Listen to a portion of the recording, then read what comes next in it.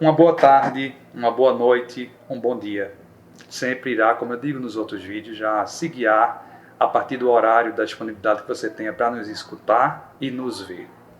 Estamos em mais um momento, um instante, uma tarde, no dia 26 de agosto de 2024, nas ambiências da UFRPE, na rádio web, que eu repito em todos os vídeos, é um equipamento, é um espaço que alcança camadas relevantíssimas, política, pedagógica, existencial.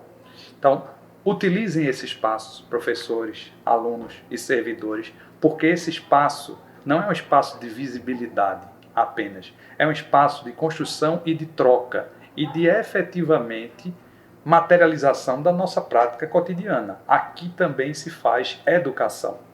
Bom, agradecendo, como sempre faço também, nas pessoas de Eliezer e de Alana, que são eles, é ele e ela, quem corporificam, quem dão sustentabilidade humana para que a rádio web atualmente continue funcionando.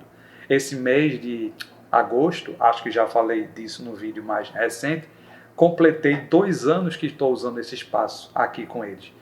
E o clima com que eu sou, e acredito que todos os outros e as outras que vêm aqui recebido, sempre é de respeito, acolhimento e comprometimento com o que ela e o que ele fazem. Então eu sempre registro porque é um reconhecimento autêntico que eu deixo em todo o vídeo. Então, nesse espaço da Rádio Web, chamado Rádio Web Entrevista, nós já estamos desenvolvendo esses encontros que eu chamei de sentidos da formação humana, que o objetivo é a gente ter boas conversas com as pessoas que venham aqui a partir das suas experiências singulares de vida e a partir das suas formações escolares ou não. Então o espaço está aberto e o convite a quem eu já fiz pessoalmente e deixo estendido para os que ainda não fiz. A todas as pessoas que compõem, que comungam, que vêm formar a UFRPE e aos de fora que queiram participar também.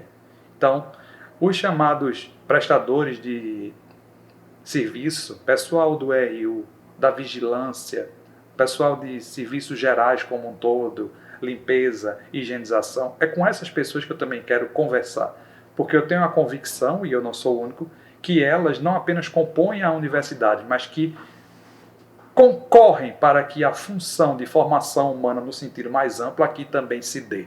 Então, agradeço àqueles e aquelas que estiveram aqui já e reitero esse convite extensivo, intensivo, amplo, àqueles e aquelas que aqui queiram vir bater um papo comigo. Se não for comigo, que seja com outras pessoas.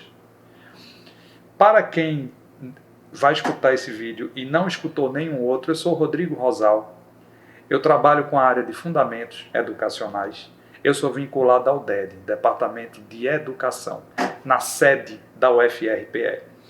Para quem me escuta e não me vê, eu sou um homem branco, com cabelos castanhos escuros, com alguns traços brancos, mais ou menos 1,70 m, por volta de 71 quilos. Estou agora trajando uma camisa marrom com uma calça caqui ou marrom clara, como vocês queiram. E nesse nosso encontro de hoje, para minha felicidade, eu estou aqui com uma pessoa muito querida, Gustavo, que como eu sempre faço com qualquer um e qualquer uma que aqui esteja, deixarei ele mesmo se apresentar. Mas eu o chamei aqui na condição de um educador. Gustavo, muito obrigado. É um prazer revê-lo pessoalmente. Seja muito bem-vindo. Fique à vontade para falar um pouco desses seus percursos, um pouco da tua caminhada de formação humana, escolar ou não, como você quiser. Seja bem-vindo. Boa tarde a todos. Rodrigo, agradeço muito o convite, é sempre um prazer conversar com você. Com você a conversa flui muito normalmente, muito naturalmente, porque você sempre nos deixa à vontade, apesar de todo o seu conhecimento técnico, teórico, prático da vida, você nos deixa muito à vontade. Então, me apresentando, sou Gustavo Carvalho, sou profissional de educação física, tenho formação na Universidade Federal de Pernambuco, tenho pós-graduação em gestão, já trabalho aproximadamente 20 anos na área de educação física, trabalhei em todos os âmbitos que você imaginar que a área possa abranger. Ainda hoje atuo como profissional personal trainer, treinador pessoal, e também atuo em escola, dando aula de educação física para alunos da rede estadual de ensino. Então dou aula em 2 escolas hoje. Nessa época ainda estou em 2 escolas no centro do Recife, uma delas é a Rochelle Medeiros e a outra é a João Barbalho. Ambas ficam ali é Boa Vista, acredito que uma seja Boa Vista, a outra muito próxima de Santa Amaro. Mas hoje trabalho com alunos de 6º a 9º ano nessas 2 escolas e consigo conciliar essas minhas 2 funções variáveis da área de educação física. Já trabalhei muito, sou filho de... Minha mãe é uma educadora, minha mãe é professora de letras, meu pai foi um comerciante, trabalhou na área de comércio, de economia, então tudo que eu tenho hoje, obviamente, foi trilhado e foi parametrado pelo que eles me passaram. Então não posso dizer a você que tive uma vida difícil, não tive uma vida muito fácil, mas hoje, por conviver muito em escola pública, que é uma realidade em que ou você entra de cabeça ou você não consegue perceber as nuances do dia a dia. Então eu vejo como a educação ela é literalmente libertadora e modificadora. Então eu sou muito realizado em trabalhar com educação, também sou muito realizado em ser personal, trabalho com ginástica laboral também atualmente, mas eu consigo dizer que eu sou multifacetado nesse aspecto. Eu sou muito realizado, muito feliz em todos os âmbitos que eu trabalho hoje. Muito bem. A partir dessas informações que você traz para a gente aqui, eu vejo como educador em ambos esses espaços, né? Você disse que teve experiência já e tem curso de pós-graduação em gestão, sim, etc.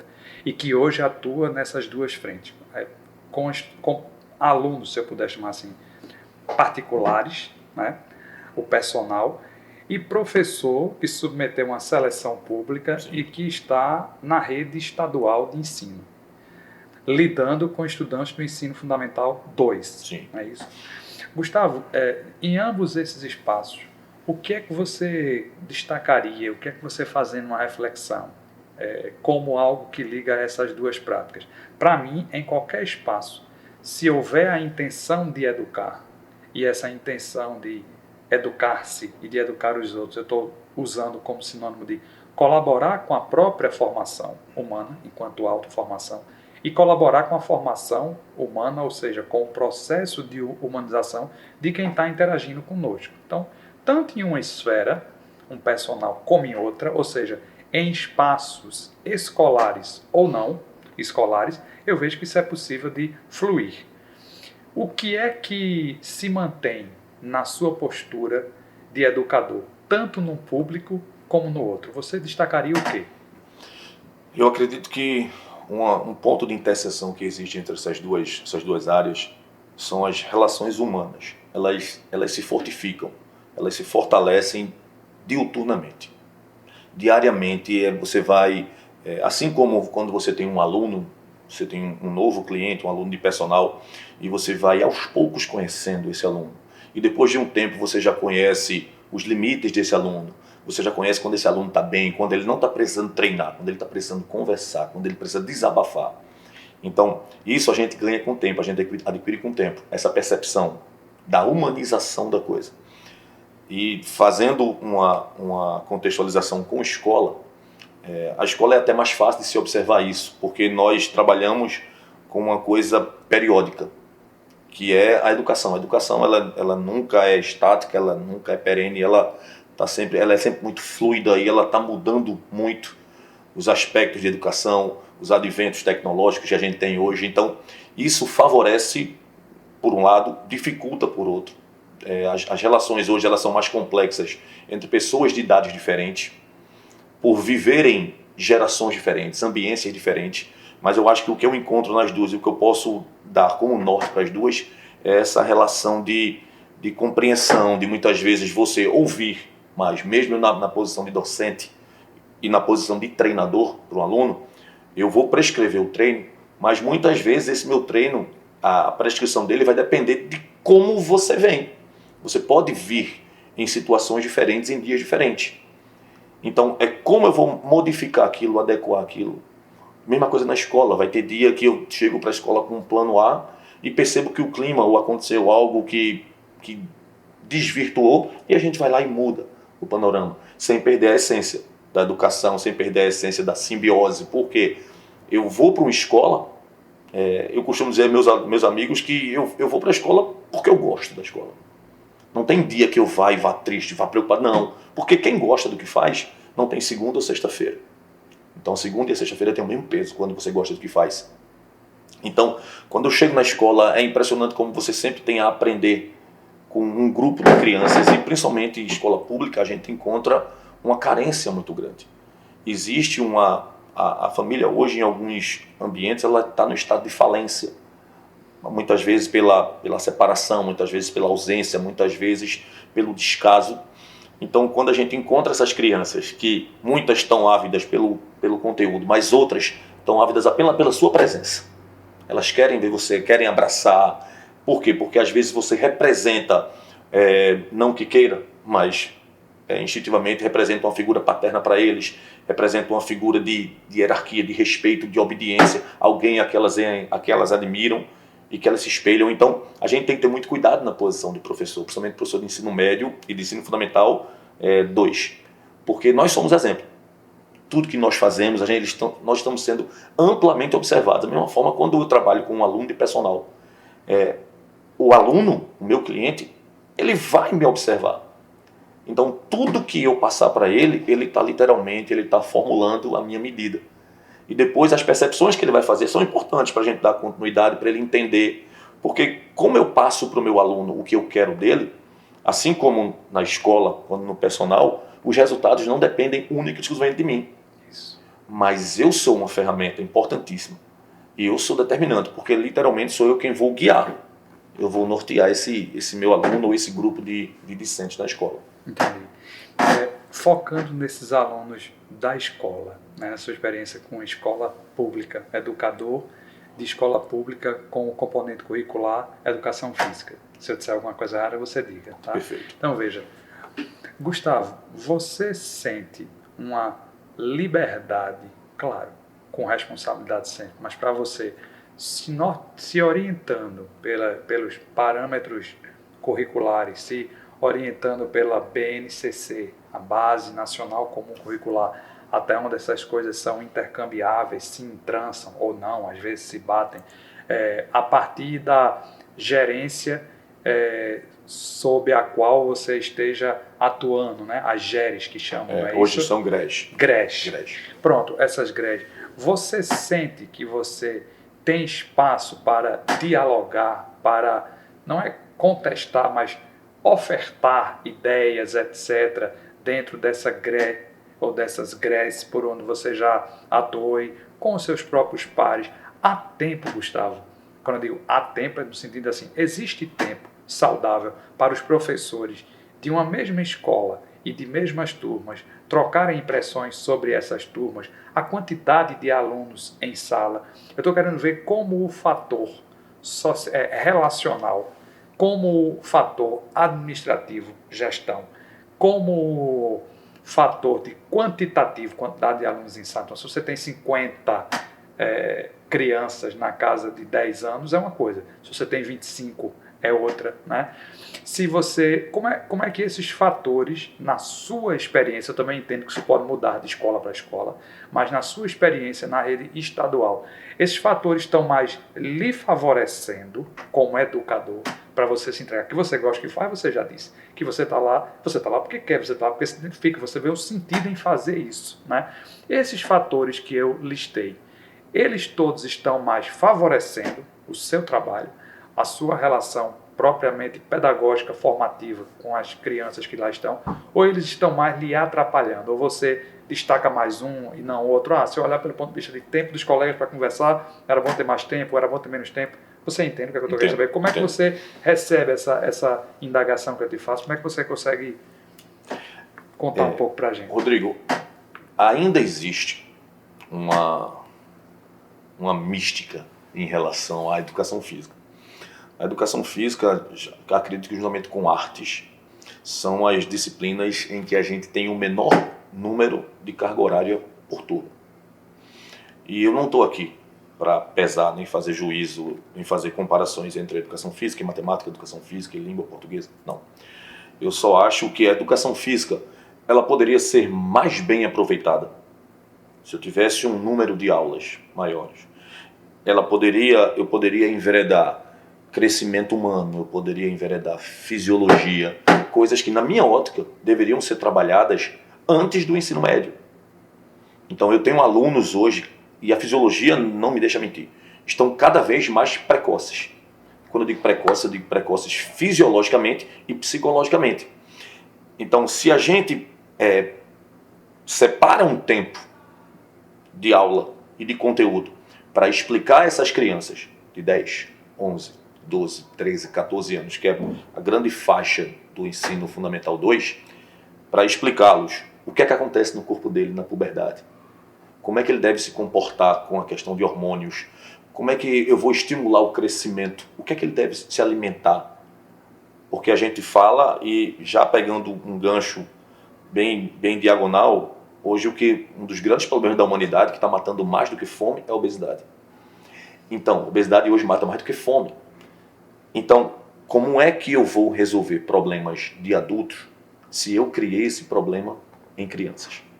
Então, hoje é muito prático você alimentar uma criança de biscoito recheado. É muito prático você alimentá-lo de coxinha e de fast food. Massa, eu acho ótimo isso.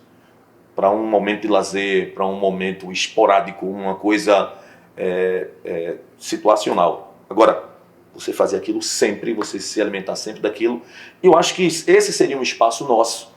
Porque nós, professores de educação física, formados em educação física, temos uma base, mesmo que muito restrita, mas temos uma base de nutrição.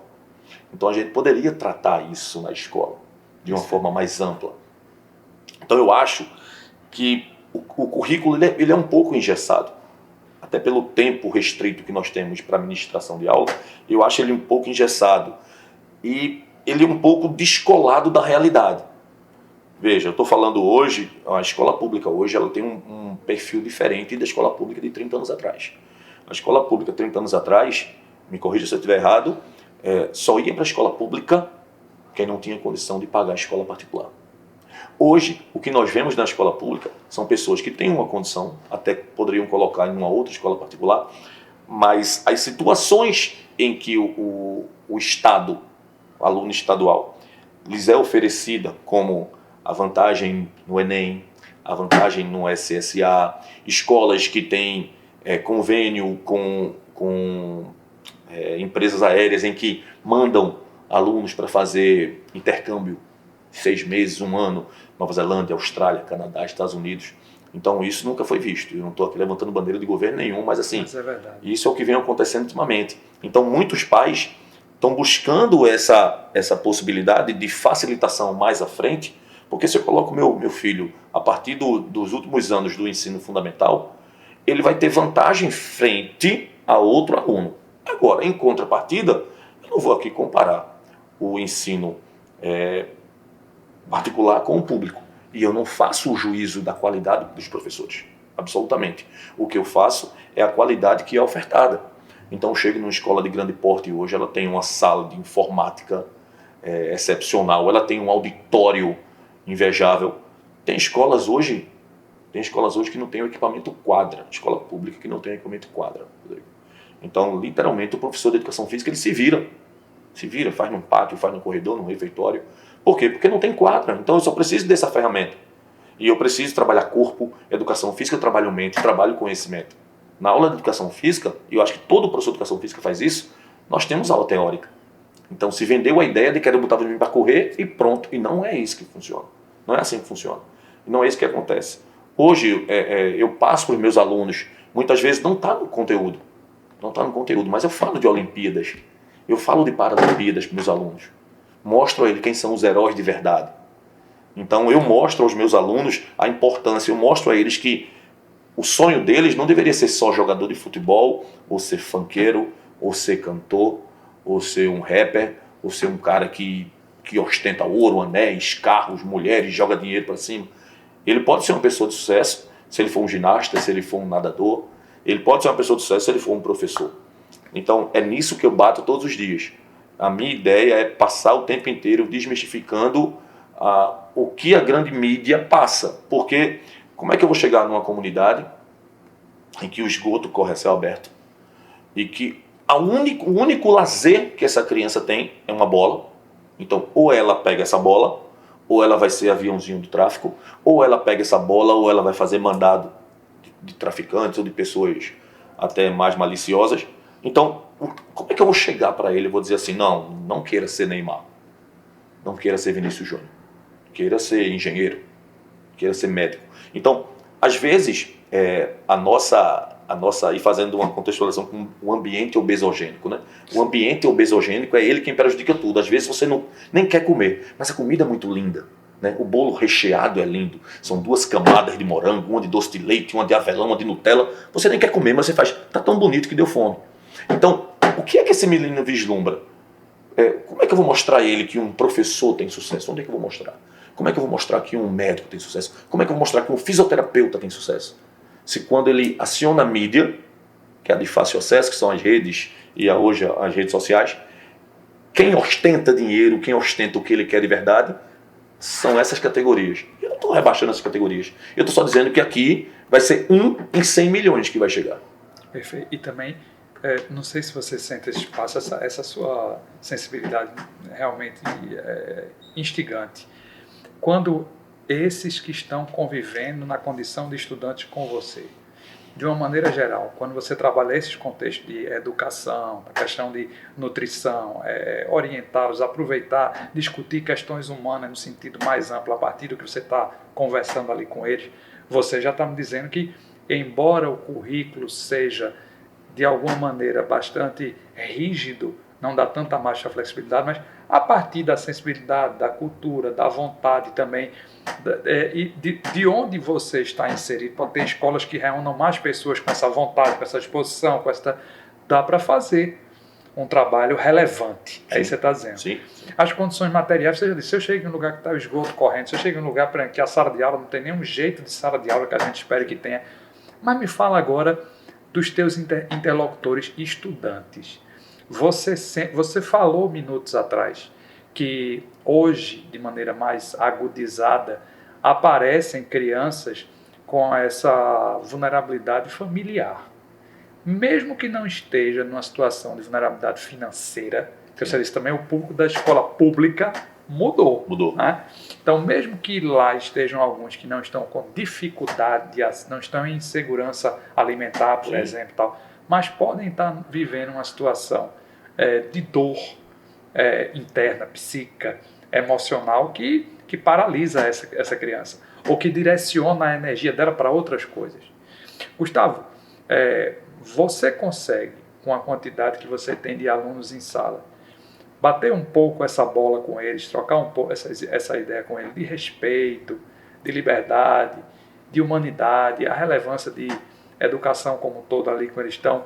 Você tem sentido que você pega eles numa virada de criança para adolescente, né? Você tem sentido que essas crianças se transformando, né, adolescendo, elas estão mais receptivas? Porque eu também acho que isso, em parte, é a postura do educador, da educadora ajuda, né? Mas eu também imagino que tem limite à sua atuação. Sim. Né? Tem um ditado nosso, eu uso em sala de aula, tem um ditado da gente que diz: quando um não quer, 2 não brigam. Aí eu digo, mas quando um não quer, 2 não conversam. Também. A gente está aqui porque quer conversar. Perfeito. Você tem encontrado mais gente disposta a conversar? A pergunta é essa. Tenho. Quando você fala dos meus alunos, do grupo de alunos, eu tenho, numa escola que eu dou aula, tem 600, na outra tem 550. Desse total aí, eu tenho aproximadamente uns 500 alunos, 600, entre elas. Somando as duas, né? Tá. Eu dou aula para 250 aqui, 350 na outra, dá um total. Mas o que eu vejo é que eu pego alunos numa situação muito peculiar. Eu pego eles fisiologicamente passando pelo segundo estirão da fase. Então, na casa dos 11 aos 13 anos, logo no começo. Então, fisiologicamente, eles estão tendo muitas mudanças. São os meninos que crescem muito e a voz modula, sabe? Aquela história da voz. Uhum. Então, alguns têm muito pelo no rosto e eles já começam com essas mudanças de fenótipo, sabe? E na questão social, eu estou pegando eles na fase dos 16 anos, que é o finalzinho, que é a idade em que ele já pode voltar, a idade que, se quiser, ele já vai ser emancipado, a idade que a mãe já libera ele para trabalhar, ele já começa a ser o aprendiz em algumas instituições de comércio. Então, eu pego esses meninos, literalmente, eles estão em ebulição. E essa fusão de quando eu misturo, eu costumo dizer que uma escola de 6º ao 9º ano tem 4 escolas. Tem a escola que funciona com o 6º ano, tem a escola que funciona com o 7º ano, tem a escola do 8º ano e tem a escola do 9º ano. São 4 escolas diferentes, Rodrigo. Não tem, obviamente eu tenho alguns pontos que poderiam se encaixar em 2 ou 3 turmas diferentes, mas na maioria das vezes é muito segmentado, sabe? Então aqui esse menino é o perfil de 6º ano. Porque o menino que chega hoje no estado, de 6º ano, ele naturalmente, ou ele veio de prefeitura, mas na maioria das vezes ele veio de escola particular. Seja ela de grande porte, ou seja ela de comunidade, uma escola particular, mais modesta. Então a gente percebe que ele chega muito a moldar, sabe? Então esse é o menino mais fácil da gente trabalhar. Mas quando ele chega no 7º ano, ele já conviveu um ano dentro dessa ambiência em que o 9º muitas vezes já viciou os outros. O 8º, sabe, era como se fosse não existe essa relação, mas se fosse separar, seria uma hierarquia de sargento, cabo, sabe, do soldado e do recruta. Então, quando eu chego para a escola, eu vejo, quando eu converso com meus alunos, eu vejo neles uma necessidade muito grande de conversar. Essa semana passada, eu fiquei numa dúvida, conversando com 2 alunos que tinham os pais separados. E aí eu fiz uma enquete, bem informal, uma enquete. Perguntei aos 38 alunos que estavam lá. Dos 38 alunos que estavam lá, 29 tinham os pais separados. Dos 38, 29 tinham os pais separados. E os 9 restantes, 3 não conheciam o pai. Então, O pai. Ok. Então, dentro de um padrão, que eu não sei quem criou, não sei quem sustenta, mas existe um padrão, que é uma família tradicional, o pai e a mãe, tal, que se vive. Então, só tinham 5, 6. O resto, existia um desmembramento, muitas vezes, porque, e eu não estou aqui pedindo que as pessoas fiquem para sempre casadas, mas existia uma separação. E quando eu falo da questão social, essa separação dos pais, ela influencia no filho. O filho, muitas vezes, ele não consegue absorver de forma madura aquela separação. Então, muitas vezes, o pai está preso. Então, quando eu chego nas escolas, muitas vezes, eu tenho meninos que dizem, pai. No começo, eu estranhava, eu repudiava, porque eu achava muito estranho estreitar laços nesse aspecto. Mas eu já acho que essas crianças têm uma vida tão sofrida, que até quando a gente pensa pai, a gente respondeu, Deus te abençoe. Você diz o Deus te abençoe como você diz um bom dia. Entendi. Sabe? Então existe uma necessidade grande deles de aceitação. Porque, não vou dizer que são só maravilhas, tem professores que preferem ter um distanciamento. E eu acho que isso é legítimo, porque cada organismo vive as suas regras, a sua maneira. Eu acho que esses alunos, para que eu retire o melhor deles, eles precisam ter uma confiança em mim. Essa confiança, obviamente, não precisa passar do ponto. Né? Nós temos aí casos até de assédio, de denunciações caluniosas, mas assim, eu não queria me ater a esse aspecto, mas eu tenho que falar nisso porque é o que vem acontecendo. Mas essas relações, elas têm que ser mais intrínsecas, sabe? Eu só posso extrair o melhor de você, Rodrigo, se eu conhecer você profundamente. Então eu dou aula para uma sala de 40 alunos, em que eu sei onde cada aluno sempre senta. Então, vez ou outra, aí, e é numa fase em que as relações, elas como são muito próximas, são cristais. Quando quebra, aí se separa. Então eu vejo que alunos que estavam sempre juntos se separam. Aí eu disse, foi o que houve aí? Brigaram? Aí ninguém responde. Por quê? Porque brigaram. Ou alguma besteira e se separaram. Mas trazendo isso para o dia a dia, é muito complexo eu dizer a você que tem uma receita. Não tem. Eu não sou um professor perfeito. Não sou. Eu tenho meus defeitos. Mas eu tento fazer com que os 50 minutos que eu tenha com eles sejam o máximo produtivos para eles. E quando eu digo máximo produtivos, eu chego, porque eles chegam literalmente, eles têm uma idade em que eles precisam conversar, Rodrigo, eles precisam se tocar, brincar um com o outro. Então sempre dou 5 minutos Eu chego na sala, dou 5 minutos e eles ficam conversando, telelei, telelei, telelei. Eu olho pro relógio, eu digo 5 minutos. Eu deixo. Terminou, agora é minha vez. E aí eu vou lá, faço meu protocolo, me apresento, dou bom dia, boa tarde, como é que você tá? Me conta que cara feia é essa. Então eu tenho até um tom mais jocoso, eu sou muito divertido com meus alunos, eu brinco muito com eles, porque eu acho que isso é um perfil meu. Eu brinco quando estou dando aula de personal, eu brinco quando estou na laboral, eu brinco quando estou em todo lugar. Eu acho que isso para mim é um meu modus operandi, sabe? A maneira como eu trabalho é essa. E eu acho que eu consigo extrair o que eu preciso deles. Eu só preciso, eu costumo dizer para eles, a única obrigação que eu tenho aqui é que quando eu entre na sala, você tenha absorvido mais conteúdo do que antes de eu entrar. E que quando eu saia, você não tenha dúvida do que eu falei. Você não pode ter dúvida do que eu falei. Se eu vou conseguir atingir o que o currículo pede, o BNCC, o PC, sinceramente, eu deixo isso em segundo plano. Tratar eles como organismos diferentes, como humanos que reagem de formas diferentes ao mesmo estímulo, eu acho que é a função de cada um, Rodrigo. Excelente. E até porque, quando eu citei BNCC, tá, é porque a gente sabe que esses são instrumentos normativos, mas também são como instrumentos normativos, servem muitas vezes para esmagar a própria prática docente. Né? Então estão saindo resoluções novas tratando de formação de professores. Veja, desde que eu entrei na universidade pública, 12 anos aproximadamente, né, já lá se vai a terceira resolução, ou quarta de formação de professores, que é o público que eu atuo. Eu trabalho com alunos de licenciaturas diversas, que serão, né, aqueles e aquelas que pensarem fortemente a questão da identidade docente, o que é que querem com isso, se vão estar lá, os professores, as professoras de matemática, de educação física, de química, de física, que é o público que a gente atua, falando agora da rural especificamente.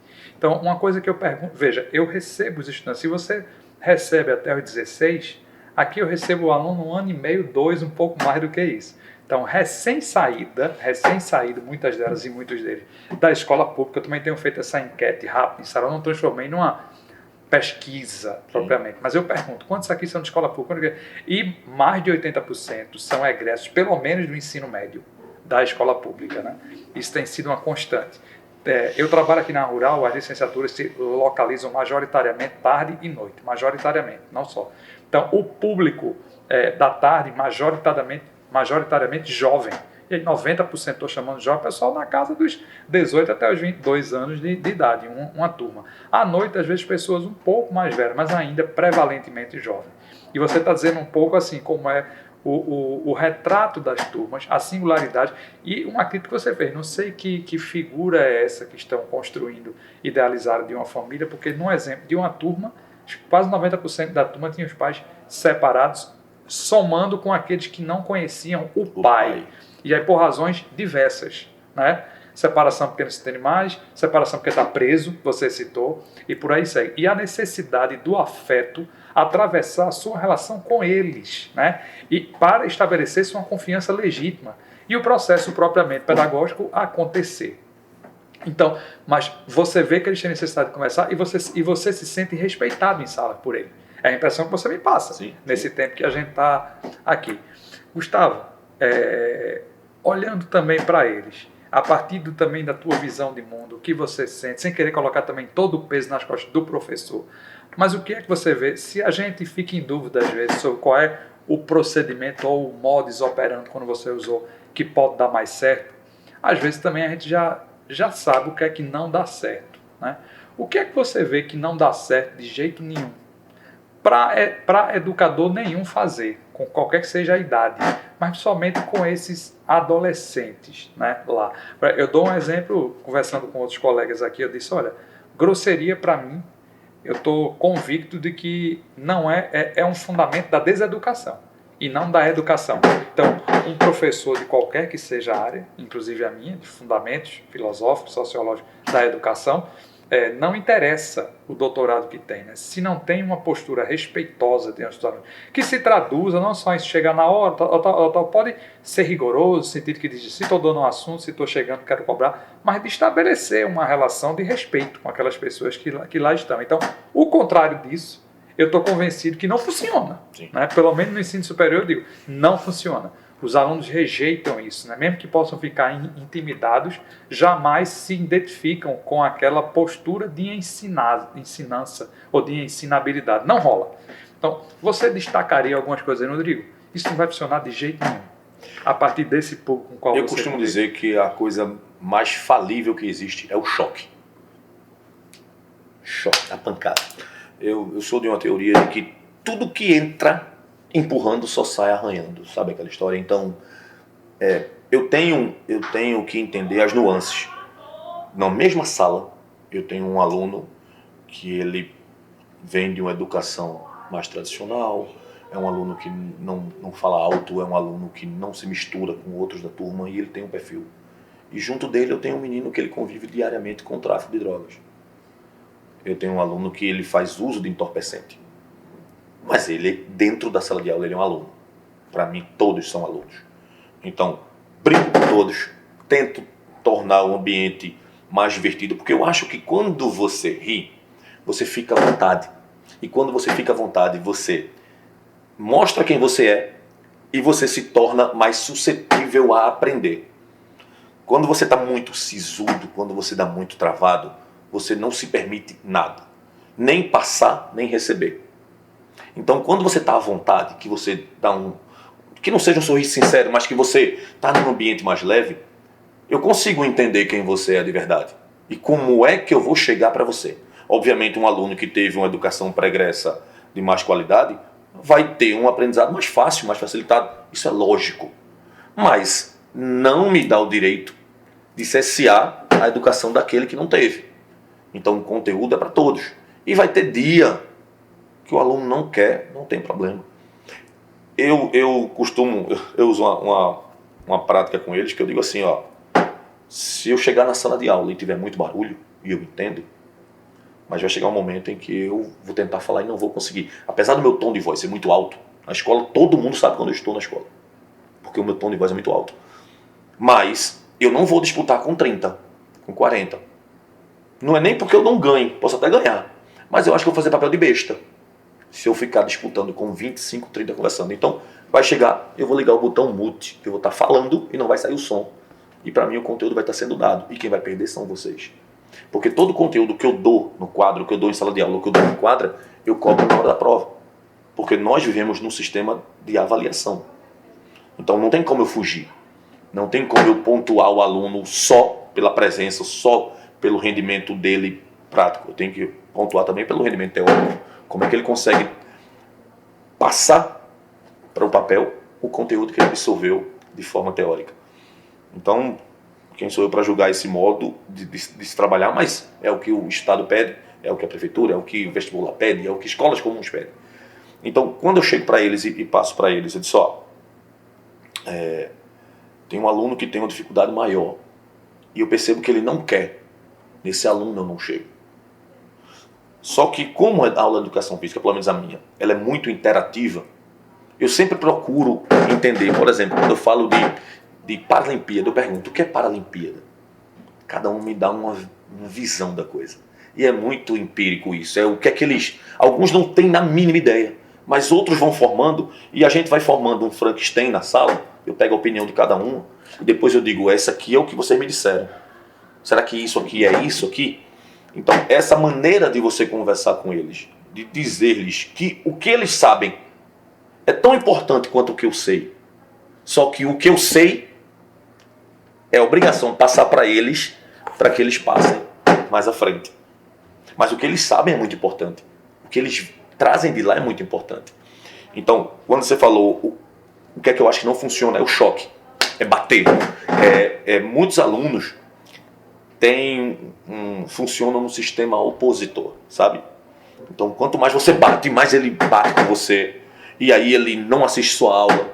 E quando ele não assiste sua aula, a gente, no Estado, passa por um sistema de que é muito difícil a reprovação de um aluno no Estado. É muito difícil. Esse aluno tem que ser muito descolado mesmo da prática. Porque ele tem muitas chances. Ele tem muitas chances. E isso é uma coisa que a gente bate muito, professores discutem muito, os gestores de greve discutem muito, o secretário de Educação bate muito nisso. Qual é o limite? O que é que eu devo aceitar de um aluno? Só porque esse aluno tem uma situação de vida difícil, só por esse aluno ter uma situação social precária, ele deve ter mais direitos do que tem de verdade? Então, isso é a pergunta de R$1 milhão, sabe? Até qual é o limite que eu devo deixar? Mas eu sei que bater de frente não vai. Eu posso até ser mais forte do que o aluno, mas eu acredito que se eu reprovo um grande número de alunos, eu falhei. A minha obrigação e o meu dever é passar o conteúdo. Se os alunos absorveram o meu conteúdo, se eles entenderam, a didática foi boa. Se eles não entenderam, eu tinha que se explicar de outra forma. Se 2 não entendem, 2 reprovam, no meio de 40, ótimo. Mas se 20 reprovam, a culpa é minha. Eu tenho que dizer, Rodrigo, a culpa é nossa. Eu faço minha culpa nesse aspecto. Sabe? Porque essa era a visão que eu tinha quando era aluno. E eu levei isso para hoje que sou docente. Então eu acho que, lógico, quando o aluno não quer, eu vou estar falando para ele, ele vai estar olhando, ele vai estar me atravessando. Mas massa, que isso não seja a maioria. Sempre vai ter 2 ou 3 que não querem nada na sala de aula. Que estão ali por causa do Bolsa Família. Que estão ali por causa dos incentivos que o governo estadual, federal, municipal dá pela presença do aluno. Então, quando a gente manda uma notificação para a mãe, a escola, né, através do corpo gestor, olha, o seu filho está faltando, ela fica desesperada. Por quê? A frequência do aluno está ligada diretamente à premiação por esse benefício. Se o aluno falta, a obrigação da mãe é manter o aluno na escola, para que ela seja agraciada com esse benefício. Se o aluno falta, ela perde esse benefício. E aí? Eu quero ser responsável por isso, mas o que é que eu vou fazer? Vou dar presença sem o aluno, tá, Rodrigo? Então, são perguntas, são retóricas, né? E, se você me permite, essas perguntas, assim, essas são situações reais, mas que têm uma conjuntura política e social enorme que envolve isso. Então, veja, mas eu já vejo vocês fazendo uma coisa muito interessante. Embora a situação exista e ela, em alguns momentos, gera um nível de tensionamento absurdo entre, mas eu preciso fazer isso, mas vai ter esse rebatimento familiar no aluno, e como é que vai ser? E eu também não posso fazer muito, veja, necessariamente passa por algo que a educação só não vai dar conta, que é o sistema socioeconômico político que a gente está, mas na parte que cabe propriamente a educação e educadores pensarem, pelo que eu estou vendo, pelo menos com alguns colegas de sua escola, ou de outras também, vocês pensam, como a gente tenta pensar aqui, qual é a finalidade da educação em si, o que é essa relação o que é que o processo avaliativo deve ser, né? Que tipo de saberes e conhecimento a gente está construindo. Isso está atravessando toda a nossa prática docente, não é, Gustavo? Sim, e Rodrigo, hoje a escola, eu costumo dizer que as escolas estaduais, municipais, elas estão na mesma linha de escolas particulares no que se refere às avaliações gerais. Então, quando se faz um OBMEP, que é a Olimpíada de Matemática, todas as escolas participam do OBMEP. IDEB. O IDEB, quando você faz a Olimpíada de Química, quando se faz a Olimpíada de Física, quando se faz concursos de redação, então você tem participante de todas as escolas. E costumeiramente nós estamos vendo aí alunos da rede estadual passando de fase em Olimpíada. Então você tem alunos de escolas estaduais passando de fase em Olimpíada de Química, de Física. Que a gente sabe o conteúdo de Química e Física que é dado no ensino médio de uma escola particular, ele é muito mais incisivo, ele é muito mais abrangente e quantitativo também ele é muito maior.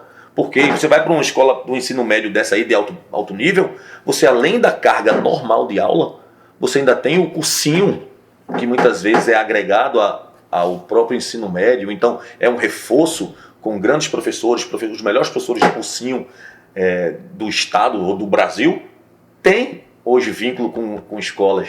Então as grandes escolas do estado hoje, elas têm uma ramificação para cursinho, para o preparatório, para isolada, como eles costumam chamar, coisa que a gente não tem. Então o que é que a gente tem no estado que tenta competir com isso e falha? Um reforço de língua portuguesa, um reforço de matemática, são os TCFs, que são os trabalhos de conclusão do ensino fundamental, que eles tentam contextualizar o que vai ser um TCC numa faculdade, do ensino médio também. Então, é você acostumar o aluno hoje das escolas de rede pública e municipal, estadual e municipal, você tentar acostumar esses alunos com as barreiras e os degraus que ele enfrentaria se estivesse numa escola particular. Mas ainda existe uma diferença de resultado. É como se a gente partisse da mesma linha, Rodrigo, mas a tua gasolina fosse aditivada. Sabe? Como se o meu carro precisasse de revisão. Então a gente dispara e não é a munheca, não é o motorista que define, é o carro que define. Sabe? Então muitas vezes tu chega lá na frente e passa-se a imagem de que tu é o melhor motorista, mas tu não é mais motorista. O teu carro é o melhor. É a crítica que se faz à meritocracia. Hoje, né? E aí, veja isso, como você disse, são perguntas, mas que eu renovo com algumas pessoas que estão aqui, porque o paradigma precisa continuar sendo repensado e, quiçá, mudado. Veja, gente, tudo isso são metáforas, analogias do paradigma da competição.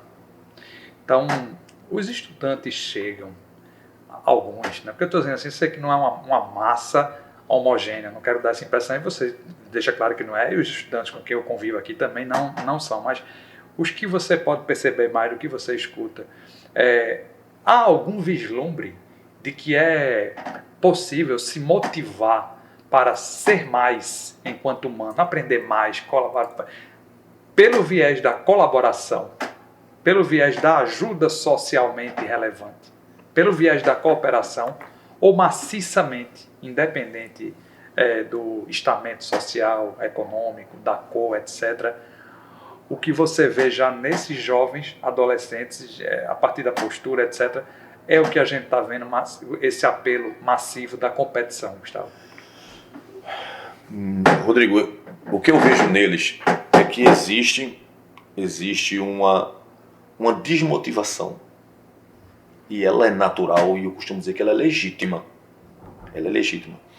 Mas quando esse aluno, e eu falo isso porque eu faço isso.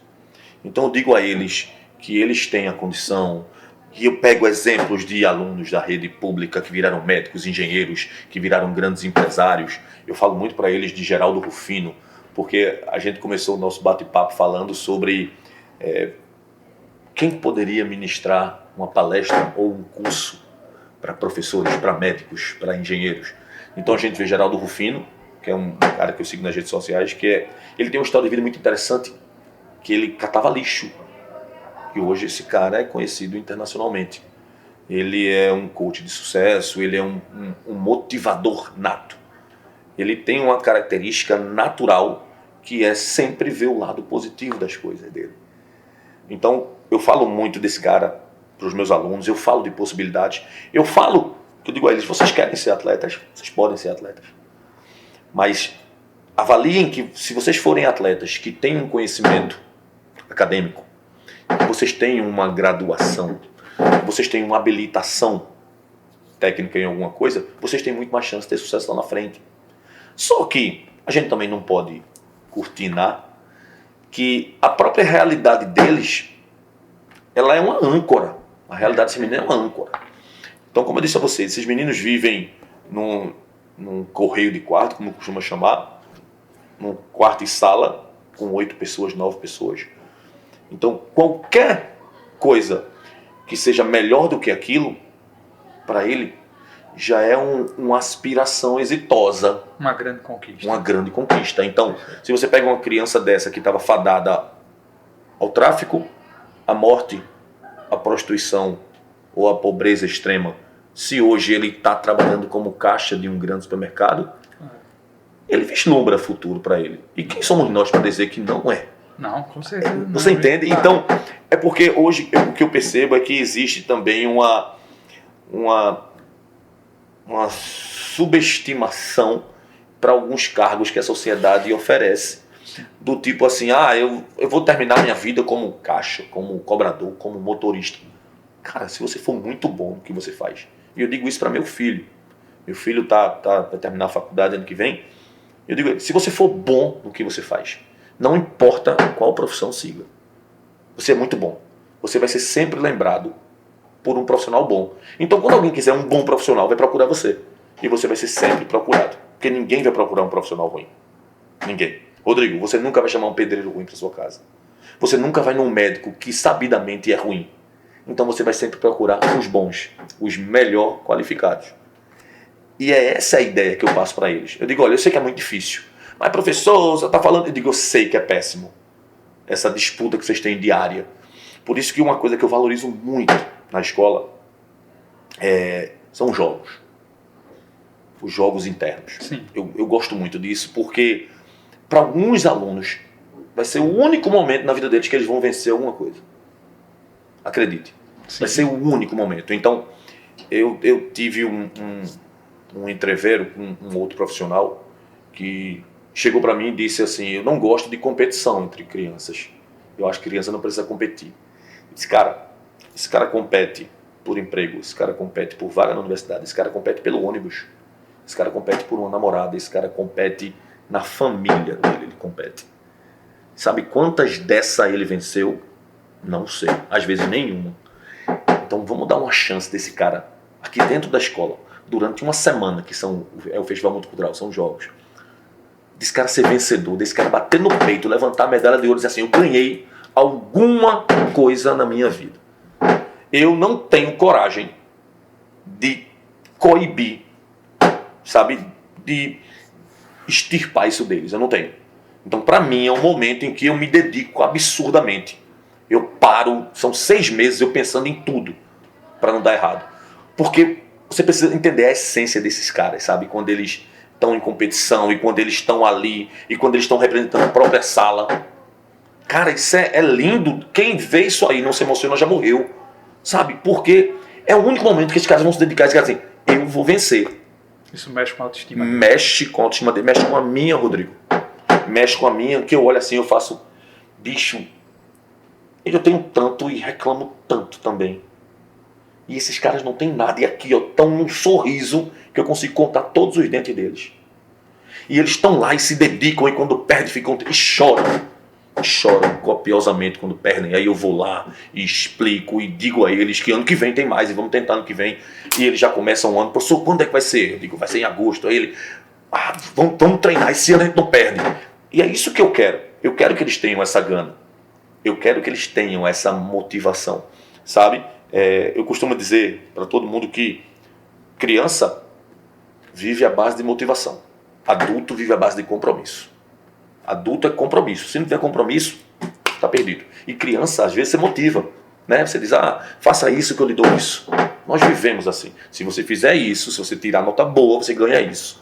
Então, esse estímulo que ele brota e essa motivação que eu planto nele, ela pode ser bem representada. E por que eu não pego isso que são os jogos?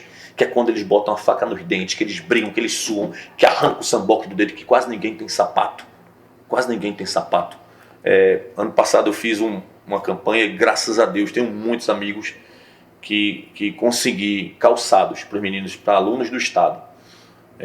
Eu chegava na sala e a aluna estava com um chinelo havaiana e tinha um prego embaixo. E eu disse, vamos, hoje já vai fazer aula de corrida? Ela, tio, eu não posso correr não, porque eu só tenho essa havaiana. Se eu correr com a havaiana e quebrar, aí eu levantava, tava... E aquilo ia me desmotivando e o coração ia ficando no tamanho de um morango, até ficou o tamanho de uma ervilha. Eu disse, a gente tem que fazer alguma coisa. E eu pensei em fazer uma campanha. Todo mundo tem um tênis que não usa mais. Todo mundo tem. E para encurtar a história, nós conseguimos 230 pares de calçado. E quando a gente foi fazer a distribuição, foi uma loucura, Rodrigo. Foi uma loucura. E do tipo assim, e sobrou um tênis, professor, isso aqui é grande. A minha mãe não tem sapato, eu posso levar? Eu digo, leve. Sabe? E todo dia eles vindo para a escola com um sapato e, tio, ó. Eu digo, joia, agora não fura mais o pé. A escola tem escorpião. Ele anda de ônibus, tem pedra no chão, pisa no esgoto. É o mínimo da dignidade, eles têm um calçado. É o mínimo. E o que a gente podia fazer era pegar junto com quem tem mais, só repassa. E foi pouco essa campanha, Rodrigo, foi pouco tempo, a gente conseguiu mais de 200 pares de sapato. Então, quando eu vejo esses meninos arrancando o samboque do dedo, eu digo, velho, pega o professor de geografia, pega o professor de história. Porque os jogos não são só jogos. Os jogos são... O tema é Brasil e suas africanidades. Vamos pegar países africanos. E aí eu tenho o cara de história que pode fazer trabalho paralelo. Eu tenho um cara de geografia, eu tenho um cara de língua portuguesa, eu tenho um cara de inglês, eu tenho um cara de arte. Então todo mundo pode trabalhar. E é um momento em que a escola se engaja, está em comunhão, sabe? Então, e velho, você percebe que é uma moeda de troca perfeita. Perturbou, você não faz os jogos. O que você tem o pior aluno da escola, um santo. Ele passa 3 meses sentado na cadeira que não se mexe. Se perturbar, não joga os jogos. Então, pode parecer muito cruel isso, mas é a única moeda de troca que eu tenho. E aí eu posso usar isso para depois. Eu digo, ó, se você mantiver esse comportamento aí, a gente tem um campeonato no fim do ano, que tal? E geralmente, o cara que é péssimo aluno, isso também é uma estatística da minha cabeça, que é péssimo aluno, ele é muito bom em esporte. Ele é muito bom no vôlei, ele é muito bom no futsal, ele é bom na bola de gude, ele empina a pipa como ninguém, ele roda o peão com a mão só, sabe? E eu acho que existe, a natureza faz essa compensação. Esse cara tem pouco cognitivo, vamos botar esse cara para ser o Pelé aqui dessa escola. E aí eu consigo extrair, sabe? Então essa é a essência e é o que realmente me fascina na educação física. É eu poder extrair deles o que outras disciplinas não conseguem. Porque tem disciplinas exatas, matemática é matemática.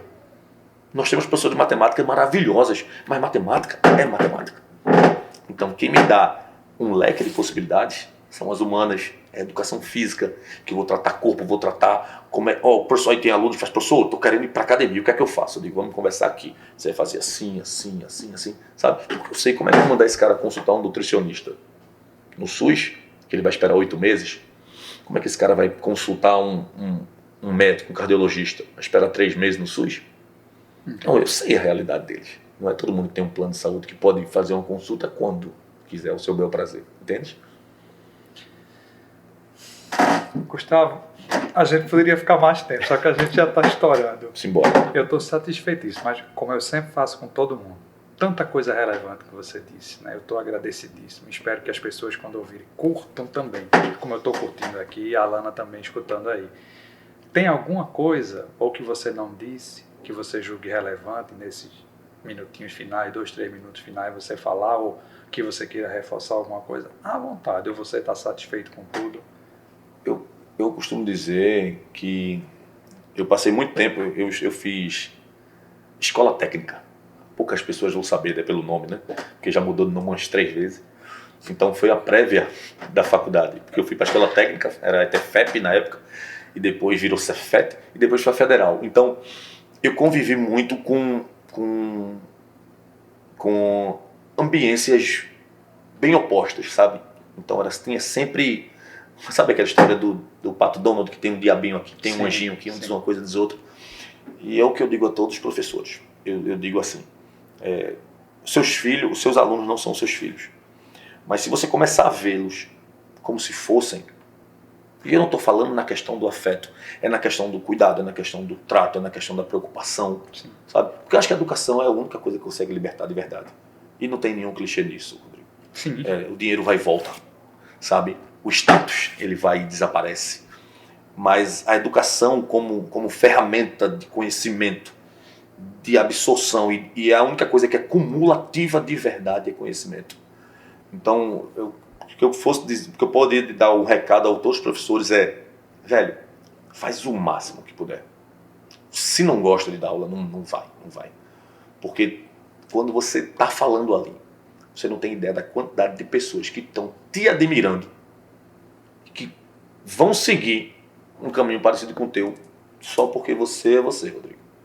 Você é você, então estão vendo e estão dizendo assim, ó, eu quero ser Rodrigo. Então, já imaginou se eu faço isso de forma descompensada, cansada, desgostosa? Velho, se tá ruim, procura outra coisa. Mas esqueça que segunda é segunda e que sexta é sexta.